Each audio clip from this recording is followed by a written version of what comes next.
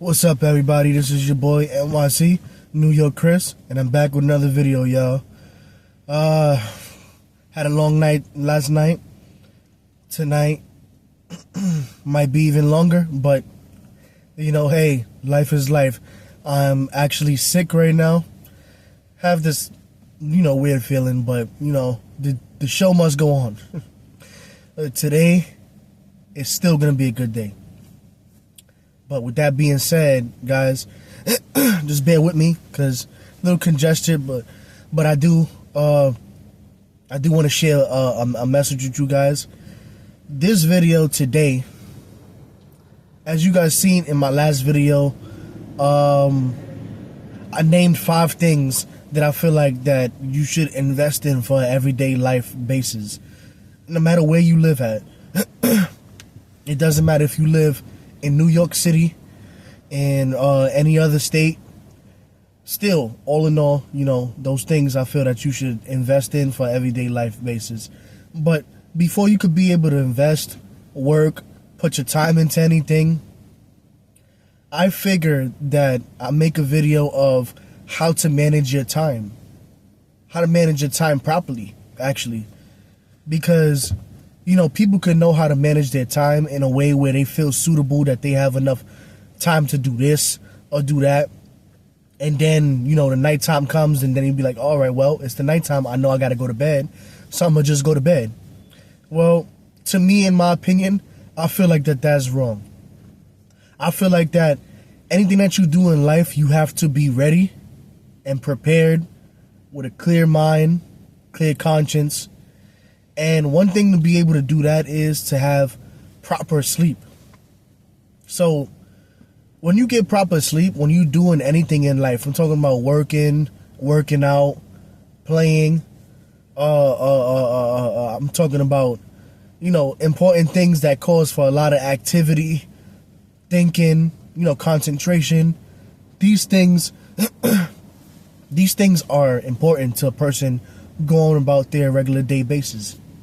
So my main thing about starting your day right, my main thing about using your time, properly managing your time, and number one, it has to be sleep. So we actually starting from the ending of the day. We're starting from the ending of the day where, everything is over with. It's bedtime. So I figured if you go to sleep at a good time and you'll be able to get the standard amount of time to properly have a good night's sleep, everything will potentially work out for you the next day, especially if you're doing something that calls for a lot of activeness or attention, like I said. So I'm doing some research on Google, and even, the knowledge that I have of me experiencing sleep patterns in the nighttime, sleep patterns during the day, sleep patterns in the night, in the morning time, everything matters. So on a regular day, when you're getting up for school or work or anything, when you start your day, you should be able to have at least, and this is a sleep pattern that was researched from Google, as well as my experience as being a parent and my experience as being a hardworking man. So we'll start off with infants because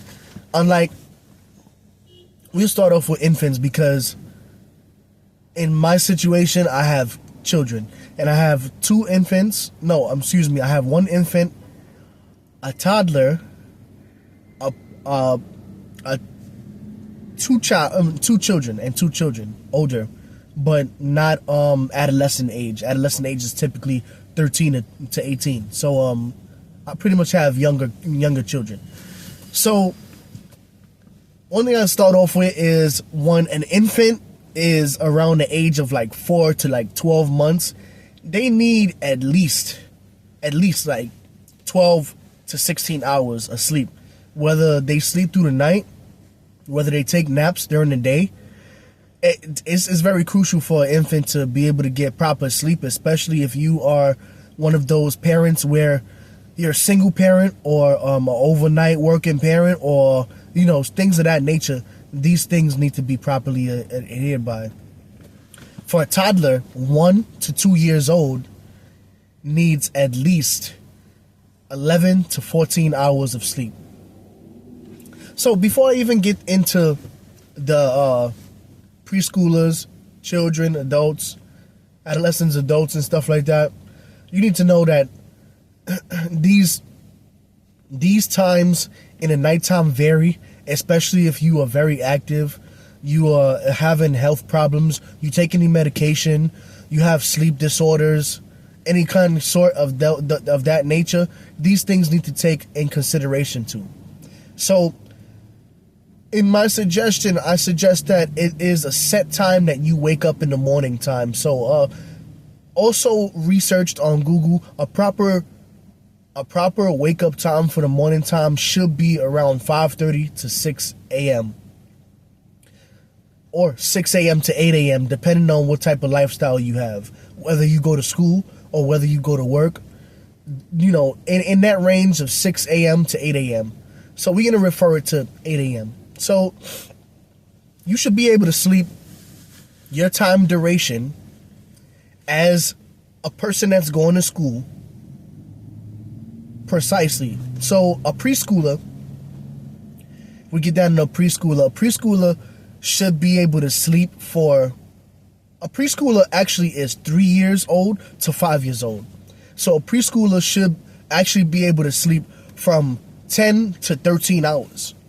So we're going to refer this to the minimum amount of sleep that they'll be able to receive with a proper nights of sleep. So a preschooler should have 10 to 13 hours of sleep. And if they wake up at 6 a.m. in the morning time, they should be able to they should be in bed and getting ready for the next day at least no later than 8 p.m. at night. So everything should be according to their bedtime to properly be able to wake up at nighttime to get a good night's sleep. A child ranging from the age of 6 to 12 years old, they should have at least 9 to 11 hours of sleep. And in my experience, this is absolutely true.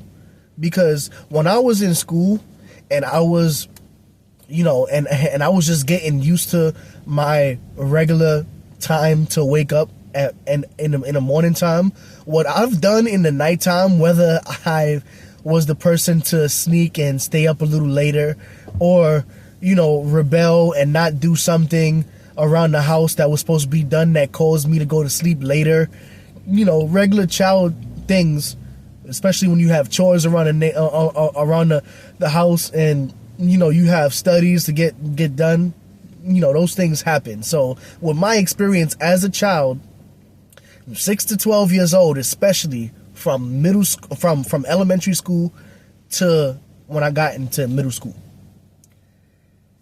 9 to 11 hours sounds wonderful.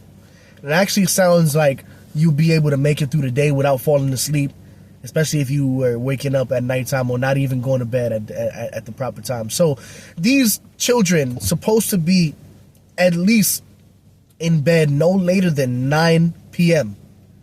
9 p.m. every night. Because, it's things that need to be done around your home. It's things that need to be done for school, studies, homework, things of that nature. And things of that nature takes a big part of a child's learning expansion through their curriculum in school. So this time it is reasonable for a child to be well rested in the morning time so they could be able to get to their schoolwork. Adolescents range from 13 to 18 years old. You're considered an adolescent. And now an adolescent is typically in high school or their last year of middle school, but preferably more than likely in high school. There's 13 years old to 18 years old, if I'm not mistaken, with the range. So, another experience time for in my life is being in school and going to school in high school. In high school, especially when you have other things going on in your life and you're maturing. I wouldn't say fully matured, but you're maturing. You're going through puberty. You're going through new phases in life. You're going through everything that has to do with change. And these things specifically pinpoint a person's everyday life. So these times definitely could vary, but from 8 to 10 hours should be a proper time for an adolescent teenager to be able to get some well rest through the night. These times are crucial, especially if they're active at playing sports. They're involved in a whole lot of hard thinking and a lot of things. I'm talking about these things really matter in life. Now, at least these children should be in bed at least no later than 10 p.m. at night. And now, no later than 10 p.m. at night is reasonable because you do want to put a child to sleep, whether they're a young child or teenager, to sleep before the night ends and going into the next morning. So your time variation varies due to the age that you are and the activities that you get into.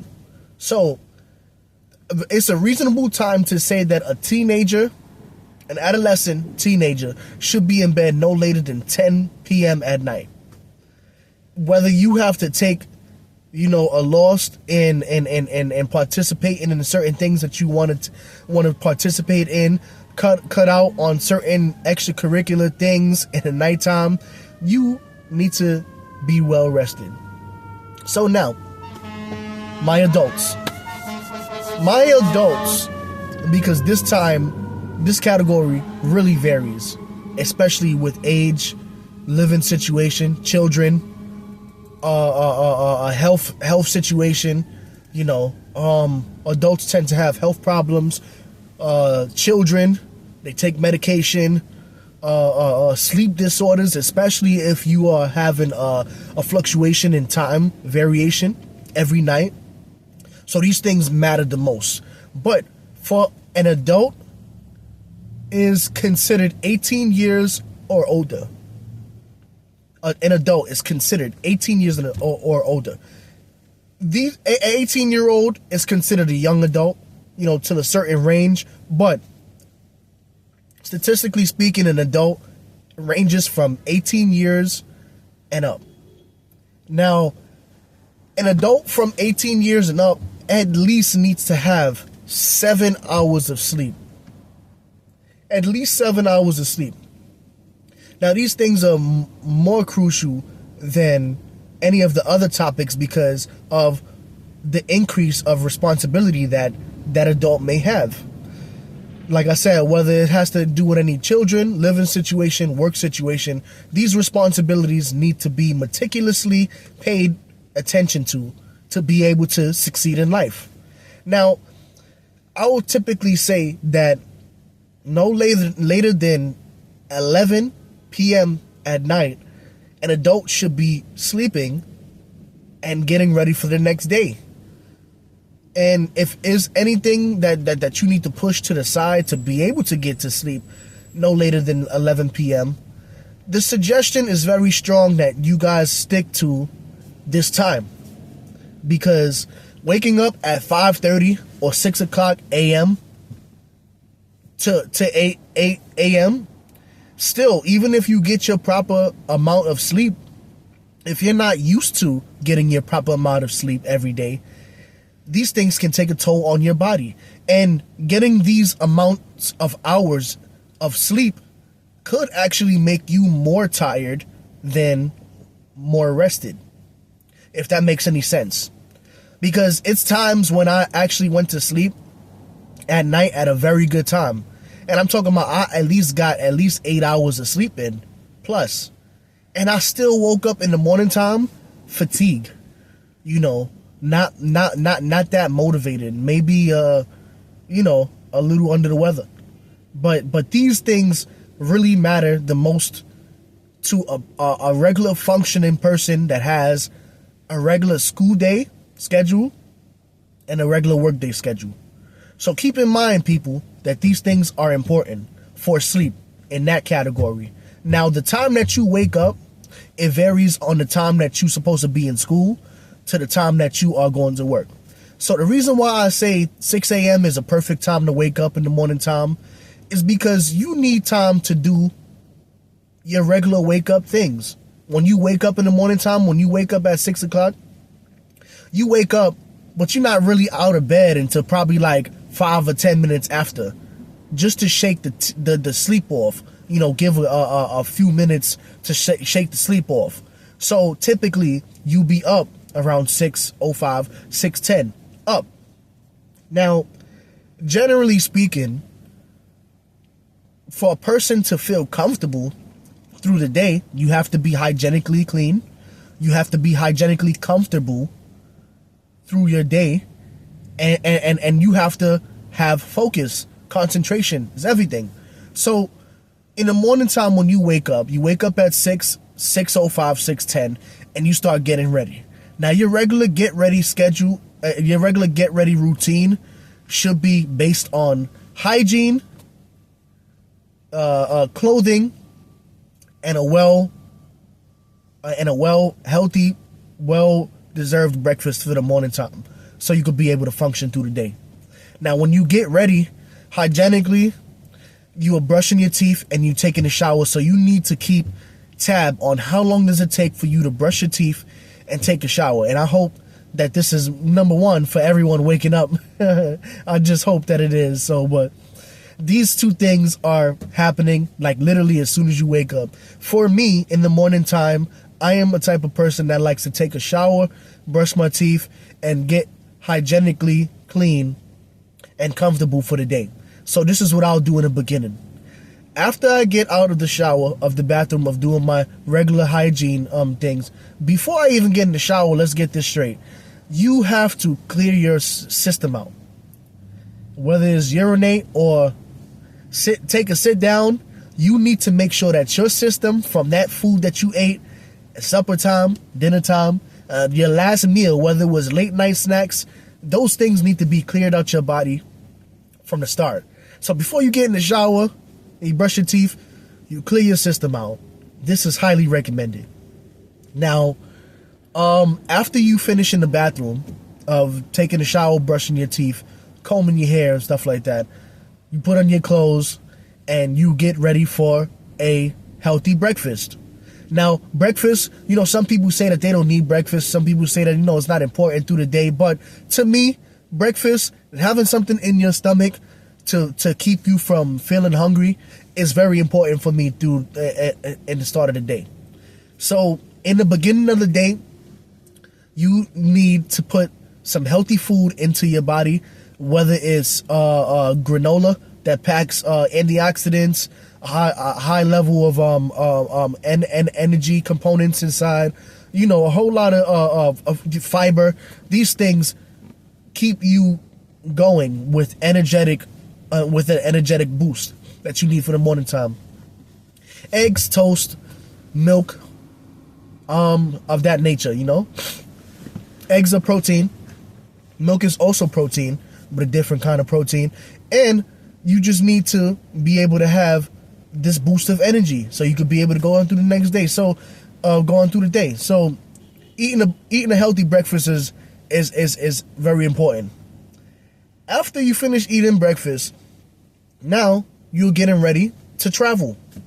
So, always keep in mind on how long it takes you to take a shower, brush your teeth, use the bathroom, eat, put your clothes on. Always keep in mind on how long does that take for you to prepare in the morning time, so you can be able to be ahead of your time for travel. Whether you take the public transportation, whether you drive, whether you have your own source of transportation, whether it's a bike, scooter, skateboard, it doesn't matter. Whether you fly in a magic carpet, It doesn't matter. You still need to know what time do you need to leave the home from getting ready to be able to travel to wherever you're going, whether it's school or work or, appointments, programs, whatever. Whatever you do in the start of your day to travel out the house traveling. So you'll figure out as well, if you take public transportation, whether the subway station or the bus station, you first suggested, I'm suggesting that you first take note of the schedule of any particular trains or buses that you take often.